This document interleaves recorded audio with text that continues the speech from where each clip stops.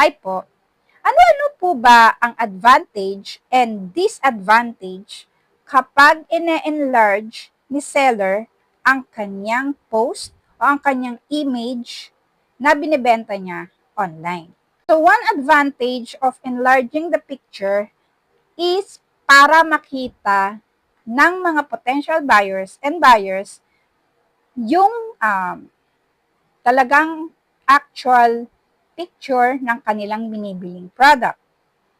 Kasi may mga product kasi ng mga maliliit. For example, yung tape sticker. Ang tape sticker kasi ganyan lang kaliit. Pero yung mga sticker niya na nakadikit doon sa tape is maliit talaga.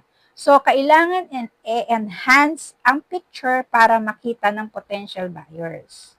Makikita lang nila yon kapag nilakihan, clear ang picture, yung mga design, makikita nila. Seller, nilalagyan nila ng measurement.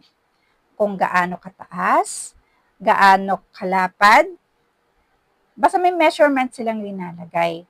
Tapos sa description, nilalagay nila yung size. Para hindi malito o hindi ma-confuse kapag na-receive na nila yung product na in-order nila. Mag-e-expect na ganito kalaki. Kasi merong measurement, merong description na nakalagay na ganito lang yung size niya.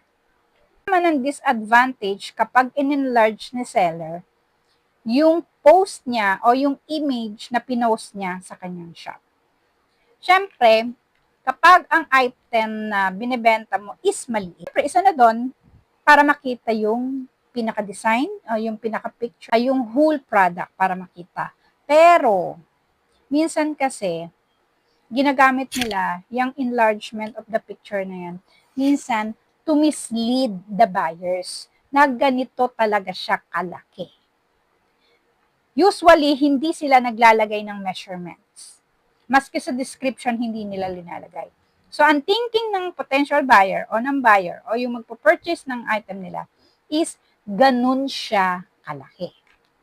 So, minimislead nila yung kanilang mga buyers para nga naman ma-attract yung mga buyers, ganito pala siya kalaki. Kasi sa iba, maliit.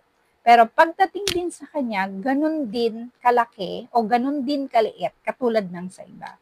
So, minimislead nila o kino-confuse nila yung buyer na ganito siya kalaki.